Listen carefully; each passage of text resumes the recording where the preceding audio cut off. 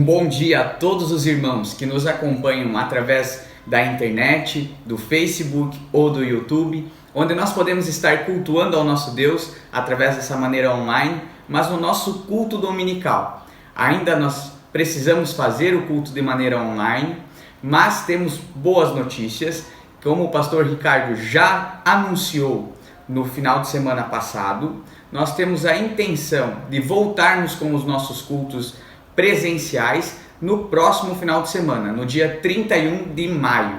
Mas esse culto ele vai ter algumas restrições e também vai ser para as pessoas que não têm acesso à internet, aos nossos irmãos da igreja que não conseguem acompanhar os cultos pela internet. Mas, para que fique melhor explicado, foi feito um videozinho que vocês podem acompanhar agora.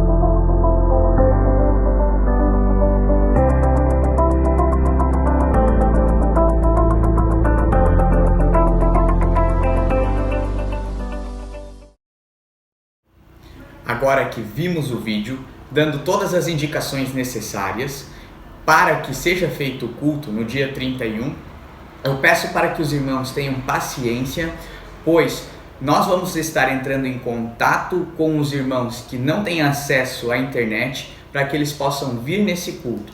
Então, espere um telefonema da parte da igreja que nós vamos estar entrando em contato com esses irmãos.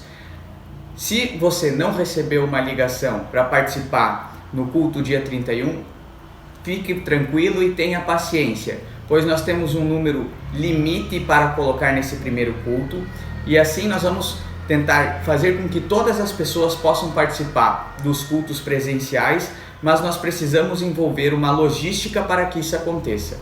Peço para que os irmãos tenham um pouco de paciência no começo, mas nós precisamos priorizar os nossos irmãos que não têm acesso à internet. Aos demais, para que possam continuar cultuando através da internet. E orando sempre para que as coisas voltem ao normal, aos poucos que esse vírus venha a diminuir e não tenha mais nenhum caso em Portugal, para que nós possamos voltar à nossa normalidade. Falando em oração, vamos nos colocar em oração nesse momento. Convido a todos a baixarem as suas cabeças e estarem se colocando em oração pelo nosso país.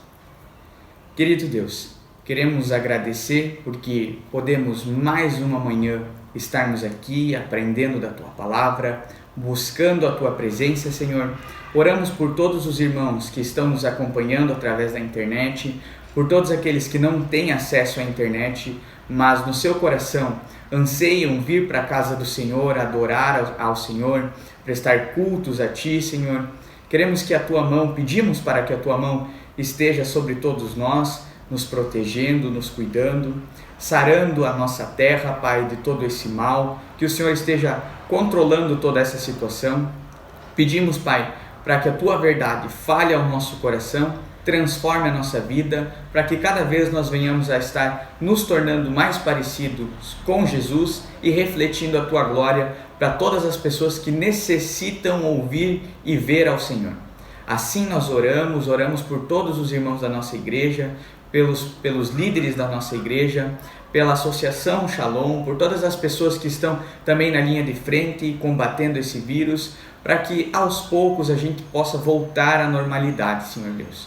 Confiamos no Teu poder, confiamos na Tua mão, na Tua soberania e colocamos tudo isso diante de Ti, Pai.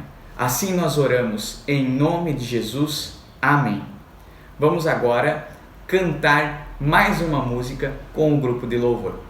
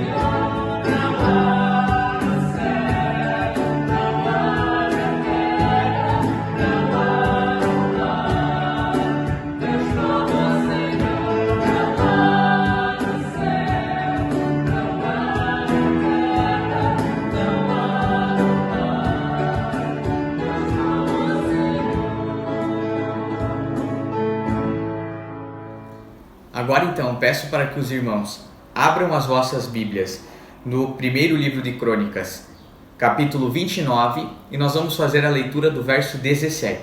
Primeiro Crônicas 29, verso 17. Mas antes, lembra os irmãos que nesse tempo, onde o nosso templo se encontra fechado, os irmãos podem continuar a fazer as vossas ofertas e entregar os vossos dízimos.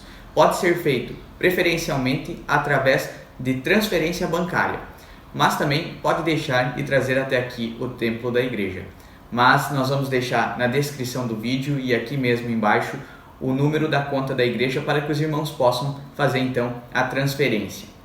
Agora vamos fazer a leitura então, 1 Crônicas 29, 17. E bem sei eu, Deus meu, que tu provas os corações e que da sinceridade te agradas.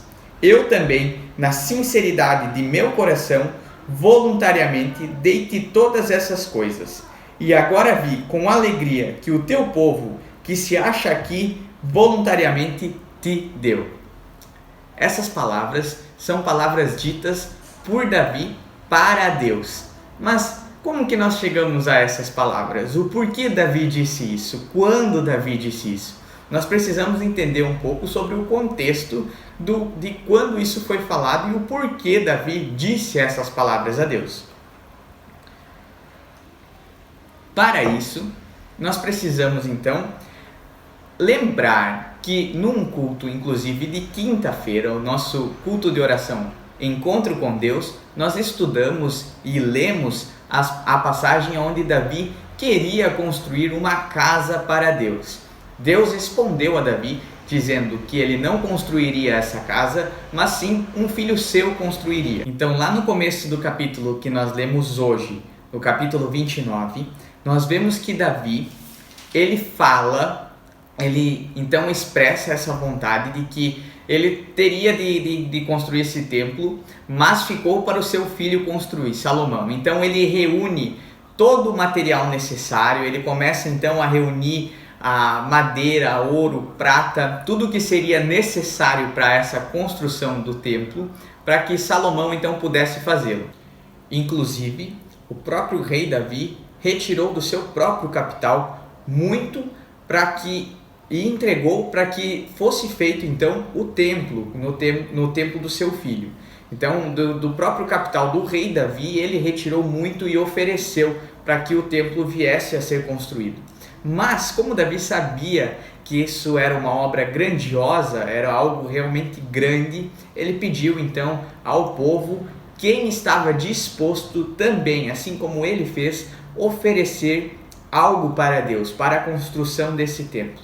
E aí nós vemos e nós lemos o que aconteceu lá no verso 17 do capítulo 29 de 1 Crônicas, onde nós vamos ler novamente e dali retirar algumas lições para a nossa vida. Então, vamos ler novamente para ficar fixo na nossa mente.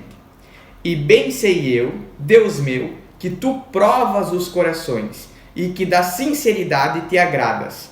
Eu também, na sinceridade do meu coração, voluntariamente dei-te todas estas coisas. Aquilo que Davi dele mesmo tinha entregado para a construção do templo. E agora vi com alegria que o teu povo, que se acha aqui, voluntariamente te deu. Um pouquinho antes da leitura desse versículo, é relatado tudo que o povo ofertou também para a construção do templo. Como era uma obra grandiosa, Davi sabia que não faria sozinho, pediu ajuda ao povo e o povo ofertou também para a construção do templo. Nós vemos ali que isso agradou muito o coração de Davi. Vamos retirar algumas lições preciosas para a nossa vida. A primeira lição que nós podemos ver, o primeiro ponto, é que Davi conhece o seu Deus e sabe aquilo que o agrada. Nós vemos que Davi fala assim: eu bem sei, Deus meu, que tu provas os corações. O que é provar os corações?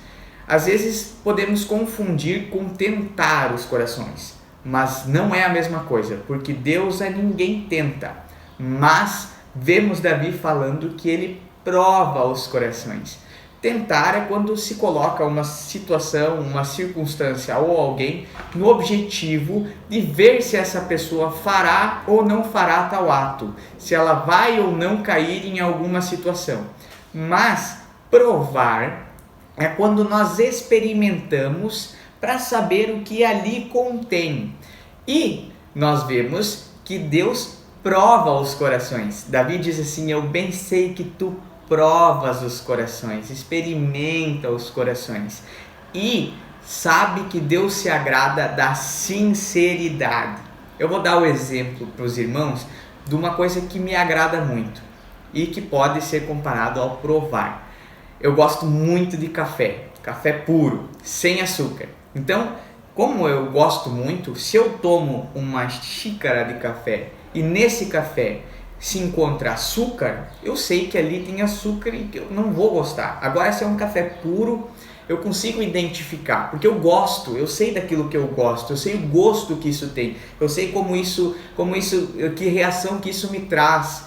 Outro exemplo é o café descafeinado, eu não gosto. Então, se eu experimento um café, até mesmo sem açúcar, descafeinado, eu não vou gostar. Quando a gente gosta de algo, a gente conhece, a gente sabe, sente o gosto e reconhece. Davi diz que Deus prova os corações e sabe que Deus se agrada da sinceridade. Quando Deus encontra essa sinceridade, podemos dizer, o sabor da sinceridade nos corações. Mas o que é a sinceridade? Bom, nós temos que entender que a sinceridade tem origem, essa palavra, no tempo antigo, quando eram feitas as obras de artes, até vasos de cerâmica, mas acontecia, às vezes, dos artistas fazerem um vaso que obtinha alguma rachadura, alguma pequena fissura, para que não fosse necessário jogar esse vaso fora e construir um novo. O que os artistas muitas vezes faziam naquele tempo, pode ser uma prática desonesta, mas eles passavam cera para esconder essas fissuras e vender a obra como se fosse completamente uma obra perfeita de barro, de cerâmica ou até mesmo uma escultura. Só que quando o calor aumentava muito, o sol era muito forte, e acontecia que essa cera derretia, revelando então como realmente era essa obra de arte, esse vaso com alguma fissura. Então, quando se ia a uma praça comprar um vaso de algum artista, se pedia uma obra sincera, uma obra que não continha nada de cera para esconder as imperfeições. Quando Davi diz que Deus se agrada da sinceridade dos nossos corações, é exatamente isso. Deus não quer um coração que seja mesclado com qualquer outra coisa que não esteja ali por natureza. Como? Não adianta nós preenchermos, escondermos as nossas imperfeições pensando que Deus não vai ver, assim como acontecia às vezes das pessoas comprarem um vaso sem perceber o que estava comprando. Isso não acontece com Deus. Deus sabe um coração que esconde as imperfeições. Deus gosta de um coração e se agrada de um coração sincero, sincera, que demonstra aquilo que realmente é, sem esconder as suas imperfeições.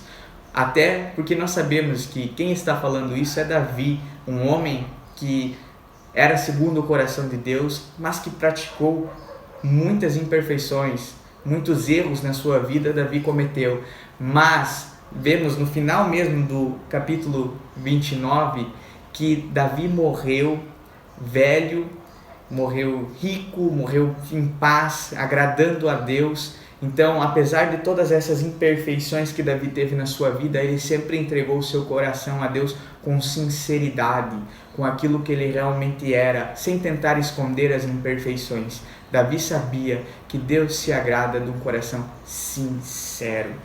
Não quer dizer que Deus deixe e permita que o nosso coração fique totalmente, às vezes, imperfeito, quebrado, mas que Ele gosta que nós entregamos a Ele um coração sincero, para que assim Ele possa cuidar das nossas imperfeições. Vemos também algo que posso colocar como segundo ponto que nós podemos observar, que talvez seja a maior alegria da vida de um líder, pois nós vemos as atitudes de Davi sendo refletidas no povo. Davi entregou da sua propriedade, daquilo que era dele, muitas coisas para poder ser feito o templo. Entregou ouro, prata, uma infinidade de material dele, para que aquela grande obra fosse a ser concretizada, não nas suas mãos, mas que seu filho viesse a fazer. E ele entregou muito do que era dele para que essa obra fosse feita. E quando ele fez esse convite ao povo, quem poderia voluntariamente entregar também, ele se alegrou com o que o povo ofereceu. E nós vemos a lista que o povo ofereceu muito a Deus. Então nós temos a maior alegria da vida de um líder quando os seus passos, que levam para o bom caminho, porque às vezes também tem pessoas que caminham para um mau caminho, mas quando o líder caminha num bom caminho e os seus liderados estão seguindo, essa é a maior alegria de um líder. E ali nós vemos que o povo fez de uma maneira livre, sem nenhum tipo de autoridade, de imposição, de ditadura, de nenhum tipo de constrangimento, até mesmo Davi não ofereceu nada em favor daqueles que o fizessem. O povo fez com o coração sincero, com o coração realmente disposto a fazer aquilo que tanto Davi quanto o povo fez aquilo com a alma, realmente entregou de uma forma livre o seu sacrifício, a sua oferta a Deus. Então nós vemos que Davi se alegrou com isso, quando o seu povo fez aquilo que ele mesmo mostrou pelo exemplo, caminhando num bom caminho. Talvez essa realmente seja se não há uma das maiores recompensas de um líder, ver que ele conseguiu influenciar de uma maneira positiva a vida dos seus liderados. E outro ponto que nós podemos observar, o terceiro ponto, é que junto se faz mais e melhor. Nós podemos perceber que Davi conseguiu reunir muitos bens para fazer esse templo, mas Davi propriamente não podia fazer esse templo. Ele pediu para que o povo também reunisse, o povo também reuniu. Quem fez depois o templo foi Salomão, mas foi com os recursos que o povo ofereceu e que o seu pai levantou. Então nós vemos um trabalho de equipe, nós não vemos apenas uma pessoa fazendo uma obra grandiosa nesse sentido. Nós vemos o povo, tanto o rei, os dois reis, quanto Davi, quanto Salomão, quanto o povo em geral fez essa grandiosa obra. Então nós entendemos que projetos grandes projetos não se faz somente sozinho, isso se faz em equipe, isso se faz junto. Nós temos também outros exemplos. Por exemplo, uma escola não funciona sozinha. Uma fazenda, uma quinta, ela não produz sozinha. Precisa de pessoas. Nós sabemos que as igrejas não funcionam somente com uma pessoa. O reino de Deus, ele não funciona sozinho. Então, nós temos para se fazer grandes projetos, as pessoas precisam estar juntas no mesmo objetivo. Hoje nós vivemos um momento, inclusive, que nós estamos juntos combatendo um vírus, cuidando para que esse vírus não venha a aumentar o número de casos aqui em Portugal, todos tomando os devidos cuidados e precauções com a vida do próximo, mas precisamos trabalhar juntos para vencer esse vírus. Então nós vemos que grandes projetos não se faz sozinho, se faz juntos, se faz em equipe e todos precisam colaborar. Se grandes projetos, inclusive como a questão do templo, os projetos que eu citei, não se fazem sozinhos ou com uma pessoa apenas, grande projeto nós temos. Talvez não, sem sombra de dúvidas, o maior projeto nós temos, que é trazer o reino de Deus para as pessoas, trazer para a terra, trazer aqui o reino de Deus. Esse é o nosso maior projeto e isso nós não conseguimos também fazer sozinhos.